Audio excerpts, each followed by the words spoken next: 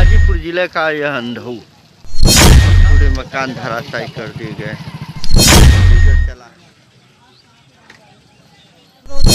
न घर बना, दुआर बना, खाए के ठेकान बना, रहे के ठेकान बा।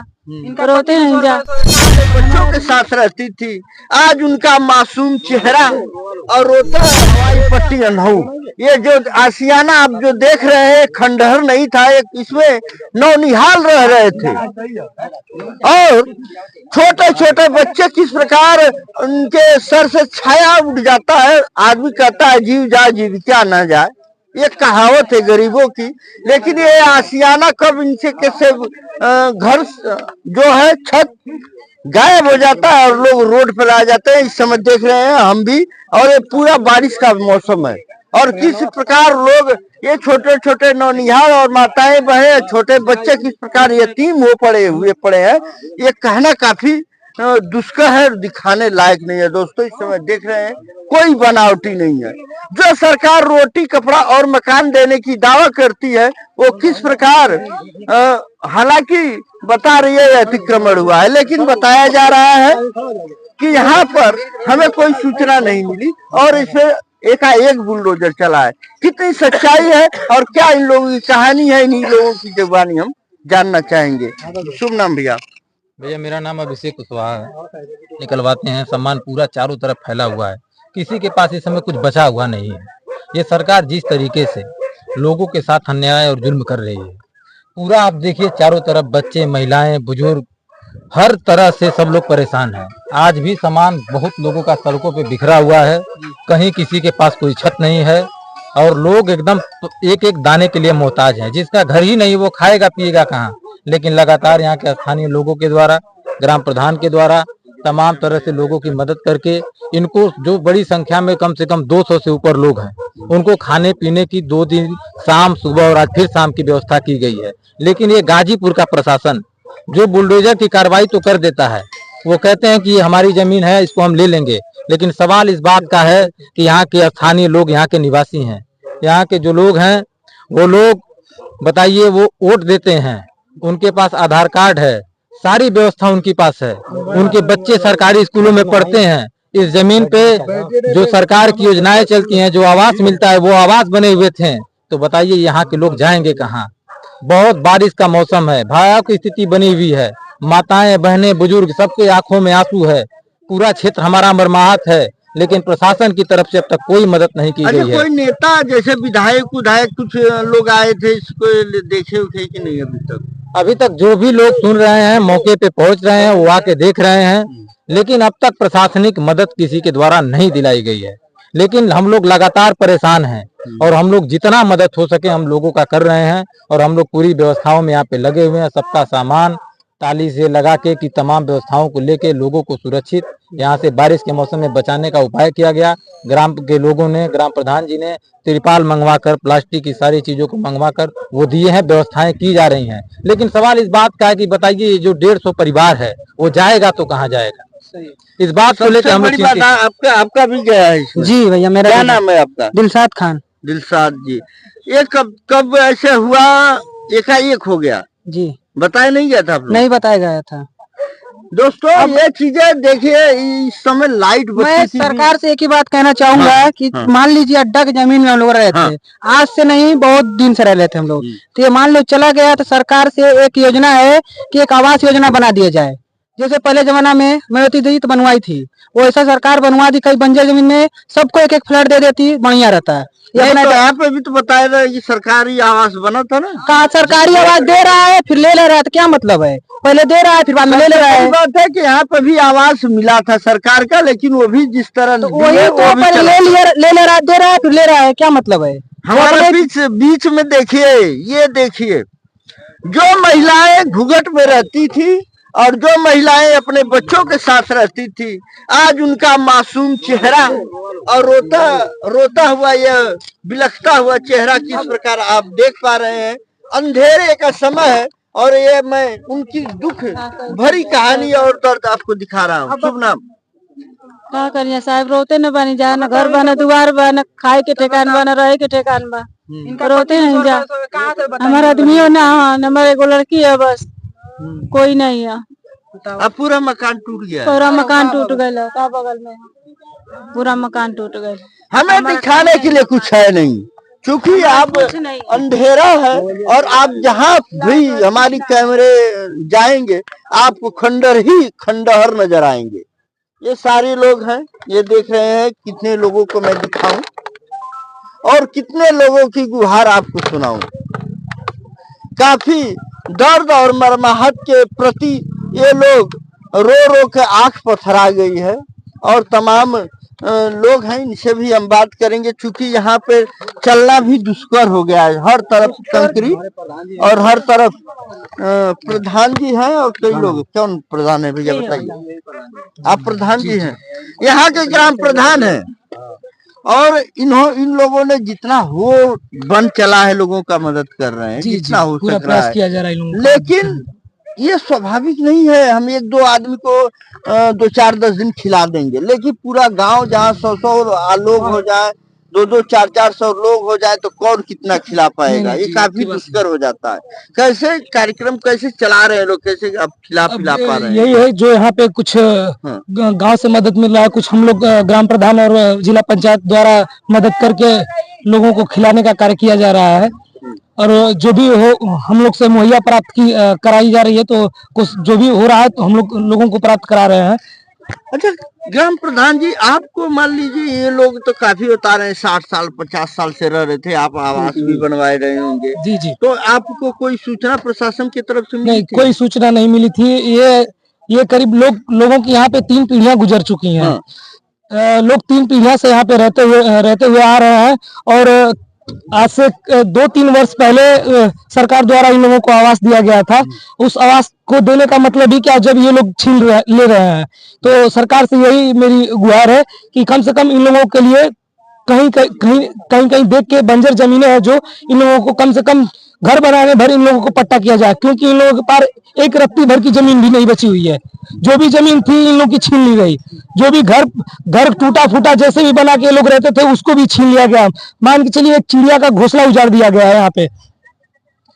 अभी मतलब कोई प्रतिनिधि और कोई नेता होता यहाँ पे आए थे? देखिए, कोई नेता आके यहाँ पे क्या करेगा?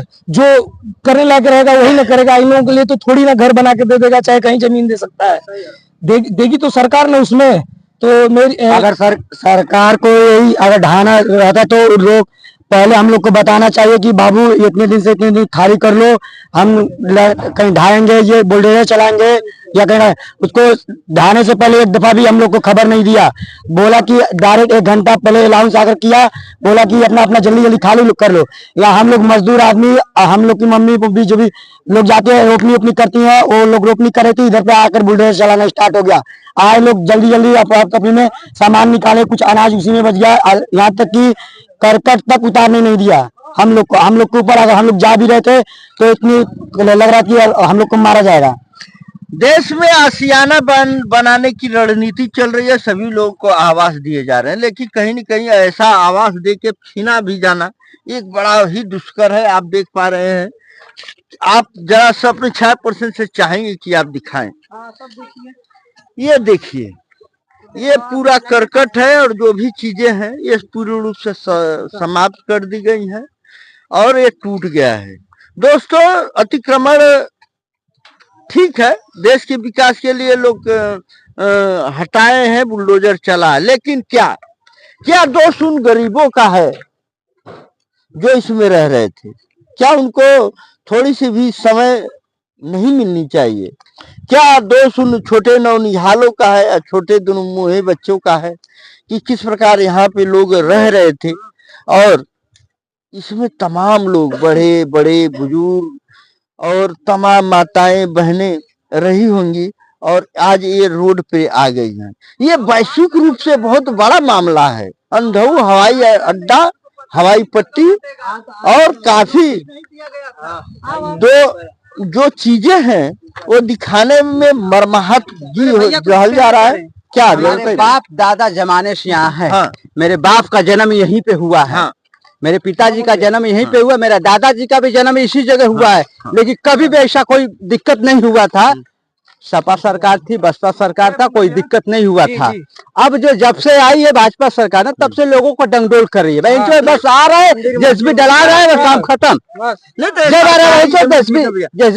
जमीन थी इसलिए बुलडोजर, सरकारी जमीन थी सर जी, तो 100 साल से यहाँ पे लोग हैं, लेकिन लोग कहीं व्यवस्था बनाए जाना चाहिए कि नहीं जाना चाहिए? सरकार को तो कहीं व्यवस्था बनानी चाहिए ना, पहले से नहीं तो कम से कम 3 दिन पहले कैंप उसको डालना चाहिए। अभी बरसात का मौसम आप देख रहे हैं चल रहा है, अभी अगर घर टूट गया, कीड़ा बिच्छू निकलेंगे, लोग सो रहे हैं, लोग अगर काट ले कोई तो क्या होगा उससे? कल हमारे पूरी पब्लिक हड़बड़ाई थी, फौजियों से लोग डरता है।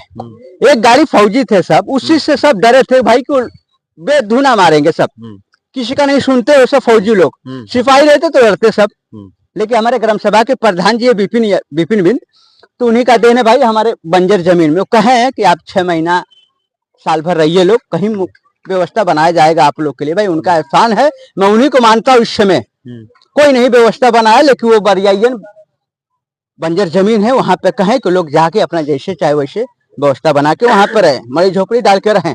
लेकिन सरकार नहीं कहा, यहाँ का डीएम, यहाँ का हमारे जंगीपुर थाना है, जंगीपुर थाने से कोई कोतवाल तक नहीं यहाँ पे आया कि भाई व्यवस्था कहाँ जाएंगे लोग, गरीब आदमी। हमारे पास इतनी बड़ी जमीन नहीं है कि मैं वहां पे रहूं, मैं कहाँ जाऊंगा। लेकिन हमारे ग्राम सभा के प्रधान है, बोले कि वहां पे जाके रहो, कोई दिक्कत है, मैं समझूंगा। क्या करें, प्रधान जब तक रहेंगे तब तक भाई व्यवस्था रहेगा। अगर वो हट गए तो, अगर हट गए वो दूसरा प्रधान आ गया, उसके अंदर भूत सवार हो गए भंजे, तो कहेगा चलो यहाँ से, तब क्या करेंगे लोग? यहाँ पे लोग परेशान होंगे ना। तो हमारे यहाँ के प्रशासन कोई सुन नहीं रहा है। क्या कहना चाहते हैं प्रशासन? कहना चाहते यही, प्रशासन से कहना चाहते हैं कि हमारा कोई वकील बनाया जाए, व्यवस्था बनाया जाए कि गरीब आदमी यहाँ पे रहें। गरीब आदमी लोग कहाँ जाएंगे? गरीबों का कहना है कि हमें आशियाना दिया जाए, हाँ, और हम अपने जीवन को यापन कर पाए। हाँ। दोस्तों, यहाँ से कोई जगह जमीन लाद के तो नहीं लेके जाता है। लोग बता रहे हैं 50-60 साल से हम रह रहे थे। हाँ। योगी बाबा भी सभी लोग को आवास दे रहे हैं, लेकिन जब जिस पे पड़ता है तभी उसको समझ में आता है। इसी पे आवास पास किया गया था। हाँ। सरकारी जमीन पे आवास पास किया गया था, लेकिन सरकारों को नहीं मालूम था कि ये सरकारी जमीन है, कैसे पास होगा इस पे आवास। उन लोग को नहीं मालूम था, तो कैसे आवास पास कर दिए लोग। आज आवास को ही गिराए गए हैं लोग। तो भाई कैसे करके आदमी प्रधान से मिलजुल के आवास बनवाया गया। लेकिन जब वो लोग आए तो लोग को देखना चाहिए ना कि सरकारी जमीन में यहाँ पे कोई व्यवस्था नहीं है। या तो हम लोग को पत्रिकाओं में, मीडिया सहित सारी चीजों को आप देख पा रहे हैं, और यहाँ पे सारे लोग दिखा रहे हैं, हम आपको दिखा पा रहे हैं कि किस प्रकार ये अलमारी है और ये शीशा है। ये नौनिहाल जब किए देंगे, ये शीशा है, और ये कपड़े हैं, ये क्या है, बाल्टी है, ये कपड़े हैं, जो भी चीजें थे यहाँ पे तहस नहस हो गई है। और जितना लोग अपना निकालना चाहे निकाल पाए हैं, नहीं तो इसमें ये देखिए, ये सब कपड़ा है, ठीक है, बिजली है, यहाँ पर भी बचना हमें बड़ा वो है। हालांकि इसका कनेक्शन कट गया होगा, लेकिन सरकार से भी ये गुहार है गरीबों की, या सरकार को भी चाहिए कि या आशियाना उजड़ने से पहले इनको कम से कम टेंट ही हो जाए, रैन बसेरा की व्यवस्था हो जाए, या कहीं भी कुछ अस्थाई हो जाए, ताकि ये अपना दिन इस बारिश के मौसम में गुजार सके। दोस्तों, तमाम लोग हैं और तमाम लोग, पार्टियां आएंगी, तमाम नेता लोग आएंगे, तमाम लोगों को क्या चाहिए? गरीबों का वोट चाहिए। लेकिन गरीबों का दुख और दर्द तो नहीं लेना देना है कुछ। यदि सरकार चाहती तो पहले यहाँ पे इन लोगों के लिए कोई रैन बसेरा हो गया है, या कोई चीज अस्थायी रूप से इनकी व्यवस्था करके इस पे बुलडोजर चला सकती थी। बाकी लोगों की बात विचार और लोगों से हमने बातें की है, लोगों का दुख दर्द देखा है। आप इनके बारे में और उनकी ये जीवनचर्या के बारे में आप जरूर बताइएगा। आप लोग को सादर आमंत्रित, बहुत बहुत धन्यवाद, नमस्कार।